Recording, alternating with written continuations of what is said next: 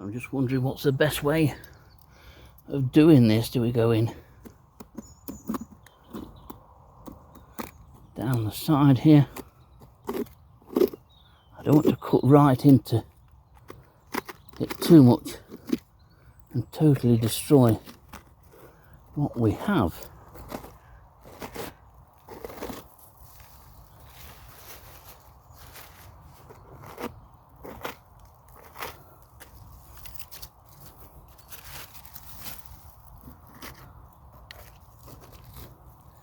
There's definitely nobody at home.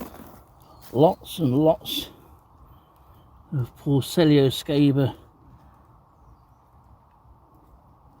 woodlice at the back there. In the comb bit here, there's a two-spot ladybird tucked in, and a Tenebrine beetle, which is Nalassus levioctus striatus. We also have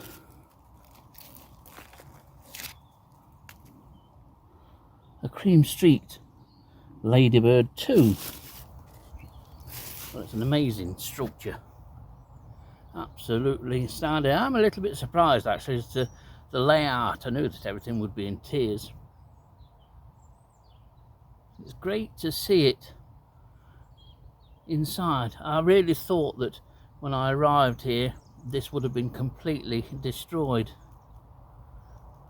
because of the grubs that were here at the base. There's not a sign of any dead workers. There's one dead worker actually as I look now.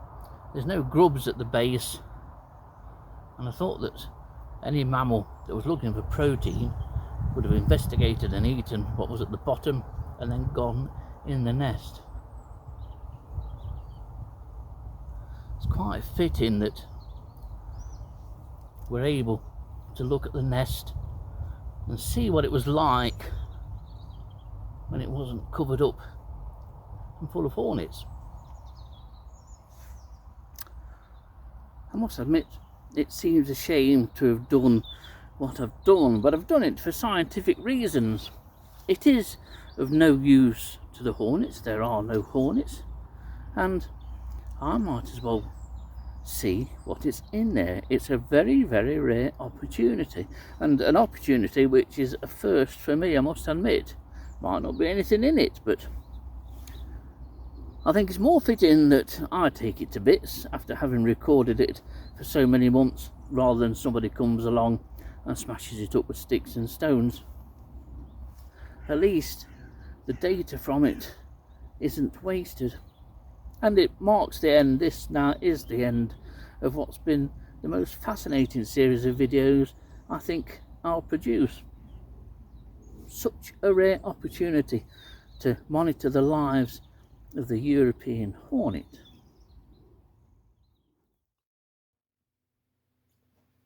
It was a couple of days after I took out the nest of the hornets at Clumber Park, and it's all now in here.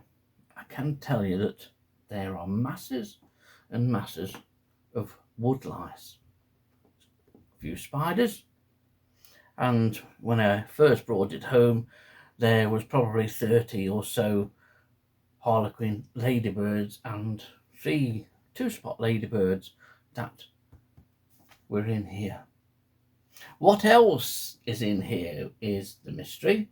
There might not be anything of note or interest, but this is a rare opportunity to take apart one of these fabulous nests and see exactly what's in it. The whole nest is starting to be eaten by woodlice, so it wouldn't have lasted for many more weeks.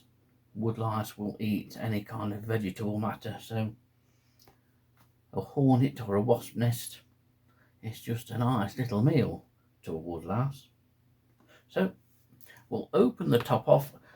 There are a number of spider webs on here, and they're a Clubbiona corticalis, if my memory serves me right, and there are several webs, almost cocoon-like webs in here.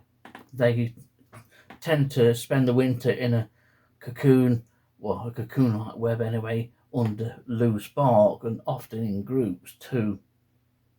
So we'll take the lid off and we'll gradually empty the contents into a tray and see what we've got. Quite looking forward to this, but it might be one big disappointment unless you like wood lice. What I would love to find in here, apart from harlequin ladybirds, there's a second, and of course there's a third here, but something like a false scorpion would be brilliant. Another harlequin ladybird here, and a harlequin ladybird there, cream streaked here.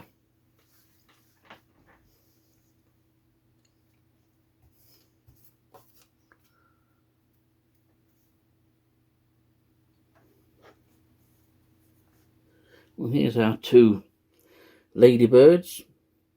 Harlequin ladybird here, the form Succinia. There's three forms, or three named forms of harlequin ladybird, and that one just there is cream streaked ladybird, which is a species generally associated with pines. There is another harlequin ladybird.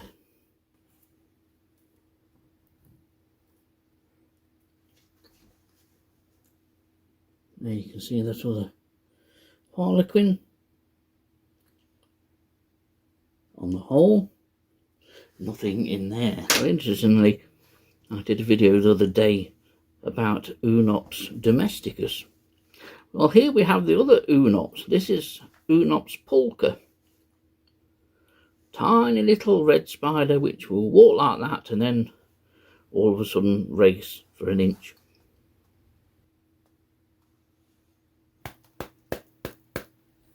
Things can cling in these cells extremely stubbornly.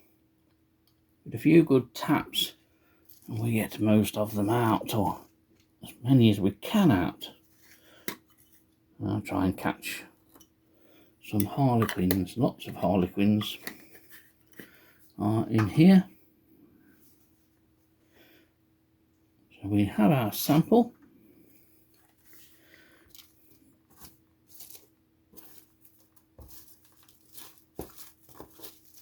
Take out the largest of the material.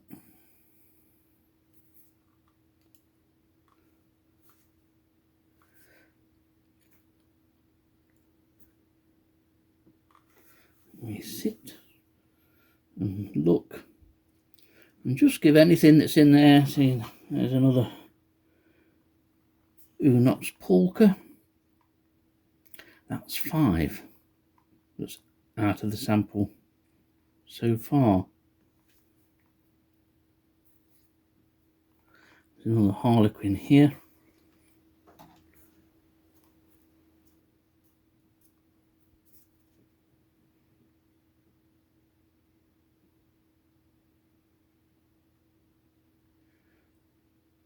It looks quiet. That's with most things. They're going to be small, anything that's particularly of note.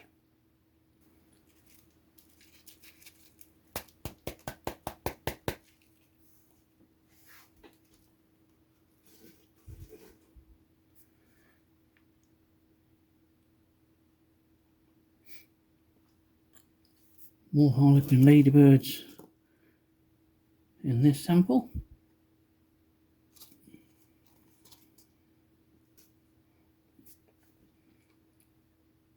Yet another Unops pulcher. You may well see racing around. One there, look, that's not racing around.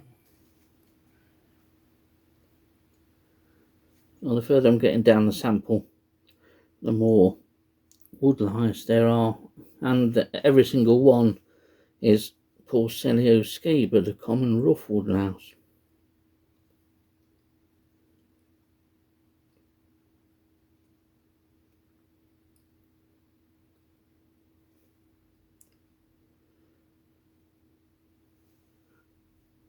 Again, another couple of Unops pulcher. Oh, we reached the dregs at the bottom. of the container.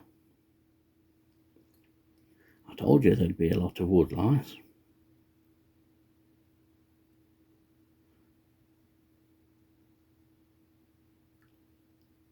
Now it's just a case of seeing if there's just that something of note or interest, and there doesn't appear to be.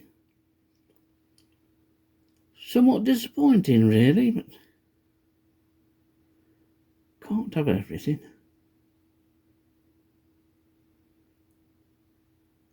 There's lots and lots of Porcellio scaba here.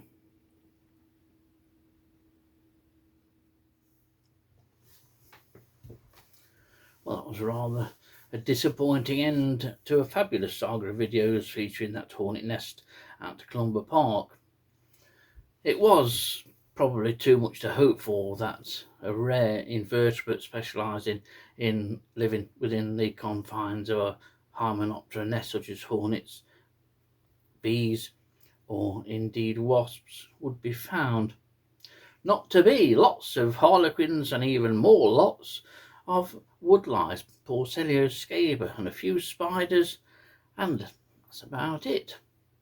There's some small beetles that I know are of a family that I can't identify. It beyond my scope of identification. So, no unusual invertebrates in that sample or within that nest. You never know. The opportunity may appear at some time in the future, but I very much doubt it. It's so rare that a nest can, for one thing, be easily accessible once the hornets have done with it or the wasps have done with it, and it remains there throughout the course of its life, doesn't get destroyed or poisoned. Fortunately, the hornet nest at Clumber was left to live out its life naturally, and I went right at the end of that, just at the point of where the woodlice were starting to eat it. Had I left it another few weeks, there wouldn't have been a great deal left at all. So, maybe until the next time.